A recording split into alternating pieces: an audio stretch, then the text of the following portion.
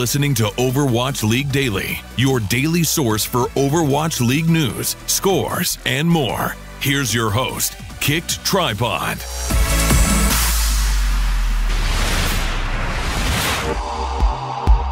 Good morning, Overwatch League fans. This is your Overwatch League daily episode for February 24th, 2018. Today I'm joined by Overwatch analyst, caster, and all-around G, I guess, over at broadcast.gg, MooshuBeef. We discussed last night's matches, but first let's go to the scoreboard, brought to you by patreon.com/OWL Daily Show. For the first match of the evening, we saw the Stage 1 Championships rematch between the London Spitfire and the New York Excelsior. The Spitfire got the best of NYXL in the championship, though NYXL beat London during the regular season.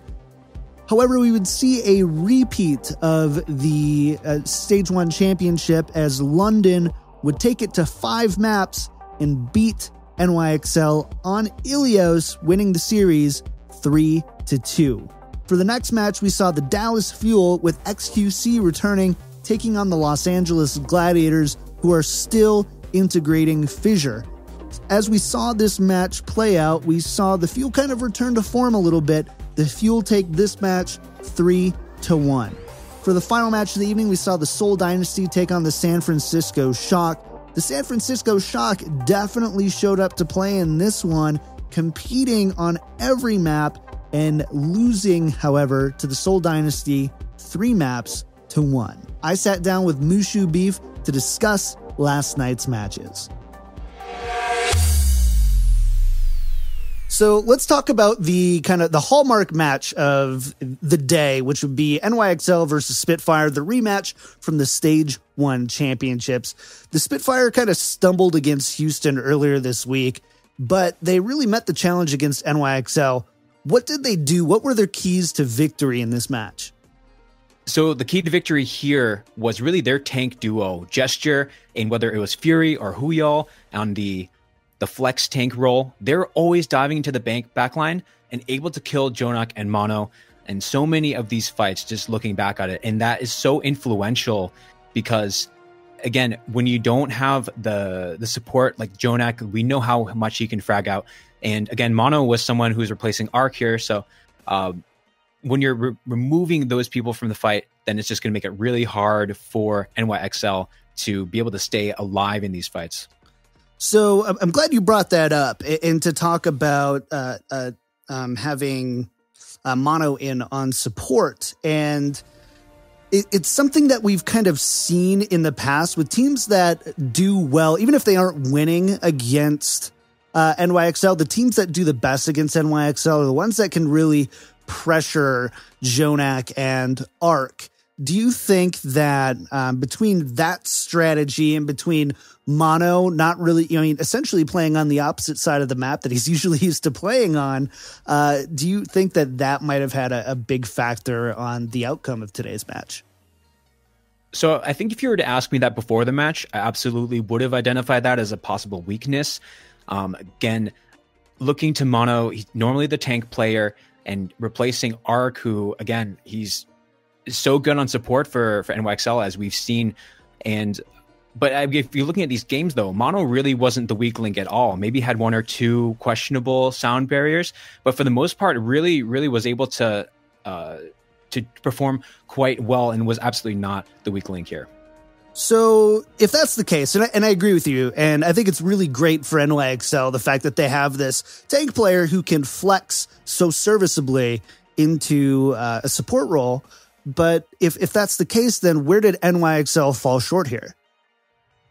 So the problem that NYXL had was that it felt like that Pine really wasn't performing today. There were so many cases where it was all about the Birdring versus the Pine show match, and whether it was on Widowmaker or on the hit scans and whatever they were deciding to choose through, it was more often than not Birdring coming through on top over Pine.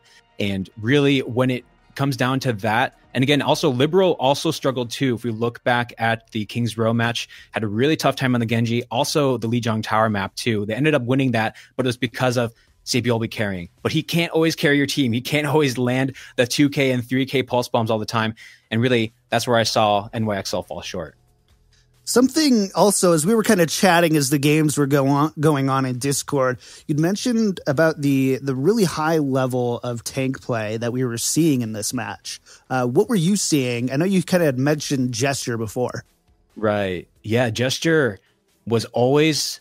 I mean, let's back up a little bit because it was Gesture, and then, of course, you had Huyol and Fury. They were kind of swapping back and forth as the flex tank. But what they're always doing together, whoever the two were that were on the roster and in the map, they were always able to be part of, a lot of the times, the first picks. So they would go and dive in, they would kill one of the supports, and then it would just cascade from there. And really, that when I say high-level tank play, it's not only being able to run the dive, but they also ran a different style too, especially on King's Row. What we saw, it was an anti-dive on their first defense too. They're able to absorb all of the pressure from NYXL. Again, on also Lijiang Tower, they're running kind of a counter dive too, because Birdring was on the soldier at times, and being able to adapt to different kind of play styles and understand what the opposite team are going to run into you, and being adaptive to that means that you can really handle whatever they bring to you. So I'm glad you brought up Birdring at the end of that. That's perfect segue. So we've got Sabi, Birdring, Prophet, Linkser, Fleta, probably some others out there. I can already see the emails and YouTube comments shouting out their favorite DPS player. But is Birdring for the London Spitfire making the case that he is the best DPS in Overwatch League right now? For this map set, I would say he's a super, super strong pick. Looking at this game, and I think the biggest question will be, can he continue this performance through? That's going to be really the answer for us. But I mean, just look at this matchup here. Pine is one of those people that is also in the discussion too. Looking at how creatively Birdring approaches the fight really shows a different level of play that he's bringing to the table. For Pine, his flourish and his ability to perform has always been about him making the shot, right? But I don't think it's really been about him being super creative. It's just that he goes right on the point and he just kills everybody, right? He goes on the McCree, he's on Ilios, he's in the well. Sounds pretty creative to me. Yeah, you're right. I guess for us that'd be a genius thing, right? To be able to just go in and I don't know why everybody doesn't do that. Yeah. Yeah, that's true. I think the OWL can have one more, has room for a KickedTripod out there. Okay. Yeah, right. Okay. So anyway, so you think in the end, for this map set, he's definitely posturing himself, at least to be in that top tier discussion. Not that he was ever out of that top tier discussion, but it seems like he's playing just better and better, and kind of being a part of more of the key moments of these different matches. Absolutely. Look at Watchpoint Gibraltar, right? How a dive plus Widowmaker really, really shines. And we're going to continue seeing that in this meta. I mean, I'd love to see how people adjust with it, but just with all the sight lines, especially on attack, you're thinking about rolling from point B to point C, you get up on the high ground, your entire team is diving the back line. You can do whatever you want, because if they send more than one person to you, then it's an odd man advantage. Your team's going to win the ground war. And that's exactly what the Spitfire did. They just overran NYXL and Watchpoint Gibraltar especially. And then when it came to their defense, when Pine, it was his chance to step it up, he didn't, because he only got the trade onto Birdring, but then got wiped out because he had a mistake. He died to I believe it was a self-destruct in the last moments. It's going to overtime. So Pine's not there yet. Pine's not clutching it out, but Birdring is. Great. Let's talk about the Dallas Fuel versus the Gladiators. We almost didn't talk about this one until Hastro went to Twitter a couple hours before and announced to the world that we would be seeing xQc in this match. And this is the first time we've seen xQc. For those who maybe didn't follow through stage one, xQc was suspended for some statements that he had made publicly about another Overwatch League player that he shouldn't have made, and some other sort of discipline type stuff as well, as far as showing up to practices late and things like that. But he came back and he played really well. He was actually picked as player of the match. But how do you think that he played specifically? So what was so fun about this was the synergy between xQc and Mickey. I think you're seeing a theme here tonight. It's the synergy between your diving tanks, but it was still present here and is what won the game for the Dallas Fuel. Now, again, you have AKM also tearing it up. He's going to be on the kill feed, but xQc was very often the first one on the kill feed, jumping in there. And when you have, again, these tanks that are diving into your backline, you can't ignore them when they're that strong, and they are in fact killing you. And then in addition, you're getting killed faster because of someone like AKM or Rascal in the back line. So xQc was bringing decisiveness. If you just need an example for that, go to King's Row. His charge, and he got a bubble from AKM, the self-destruct from Mickey followed up. So you're talking about all the synergy and the decisiveness coming in, but it's going to start with your Reinhardt in that kind of play, and that's really what led them to that victory, but the overall series too. So let's talk about the Gladiators. So I probably am on... I'm most excited about the Gladiators in stage 2 with the addition of Fissure. I maybe overfavored how much they're going to improve, but I do think that Fissure is kind of exactly the personality and the player that they needed on that team. But today they just kind of looked lost. What kind of went wrong with them? Is this roster ready for prime time? Can they hang with those 4, 5, and 6 place teams? I think if you look at where the Gladiators are now, it's surprising how well they're playing, given that Fissure is just jumping in, and of course the Winston too, jumping in on the jump back. Ha ha ha. Okay, but anyways, I mean, I wish I had that boo button that I use on our broadcast GG podcast. Anyways.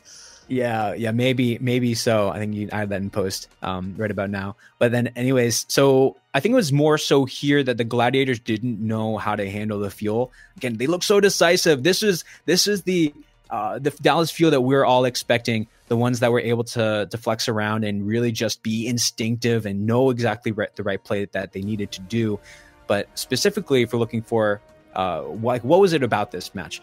It was really about kind of looked at Surefour. He was dying pretty early and pretty often. Custa and Harry Hook were able to defend against themselves, and then really also there's some missteps too, where they got an early pick. Say they spend a lot of resources to get the pick on the AKM, but they don't camp the body, and then it's all about, again, like maybe if Fuel, they were running a Mercy at the time, they get AKM back in the fight. All those resources you invested now are pretty much lost because of that res. So I'm expecting the Gladiators to look a lot better after they've gotten through this figuring out the meta and be able to play around Fissure, because he's already jumping into the scene and doing a lot of work and carrying Gladiators. And then I think we'll see, especially of course, Big Goose and Hydration continue to be even more of a highlight, because they still played well today, but it wasn't enough. So let's go on to Shock and Dynasty. I really just have one question I want to ask you about this one. And it's really just about the Shock. We talk about Soul a lot. Every time Soul plays, it's Soul this, Fleta. We get it. They're good. But let's talk about the Shock here. Surprisingly, the Shock didn't look like wet rags in the wind, I guess, is I just, like, it was kind of the Shock have not executed to their potential so far. They're sitting towards the bottom. They have some of the best and brightest and most talented upcoming players, but so far we haven't seen that actually manifest itself in matches, at least consistently. But they did it. You saw that spark today against the Dynasty. Do you see the Shock roster improving? Absolutely. And I think it's I would say for what we saw today, a lot of it had to do with the map pool and for them prepping really hard against Seoul, right? So looking at Hanamura and Lijiang Tower as your first maps, Dante is going to shine there. And what they kind of brought was they kind of just rushed you right, on the attack. You know exactly what their point is going to be. And you have a good idea where the enemy team is going to be. If not, you're going to go recon, figure out where they are, and then just absolutely smother them. And that's kind of what the Shock did. Dante was able to get to the back line, got the assassinations before Munchkin was able to do it to the Shock. And in addition, Sleepy was going crazy too, getting key picks.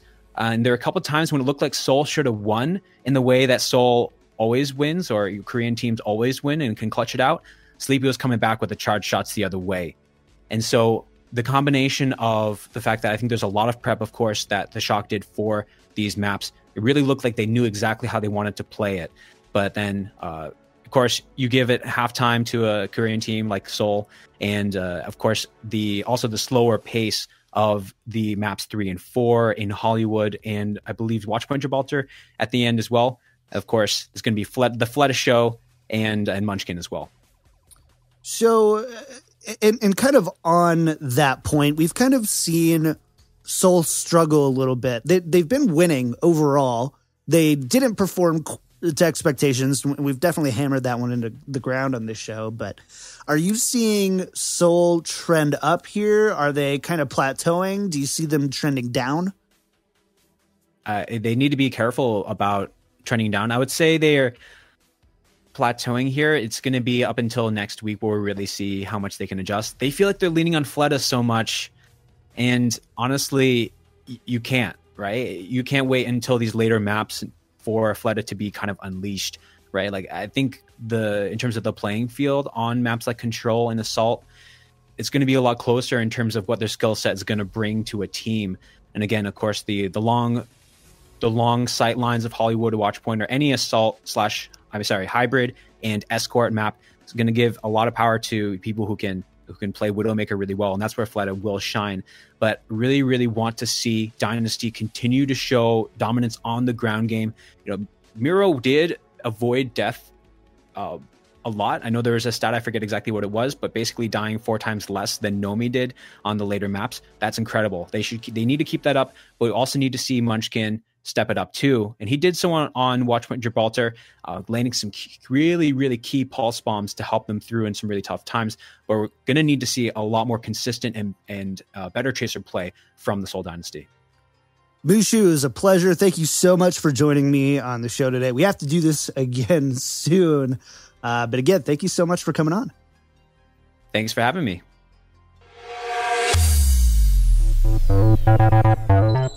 My thanks to Mooshu for stopping by on the show today. Make sure to follow him on Twitter at MooshuBeef, and make sure to follow all the great stuff he's doing over at broadcast.gg.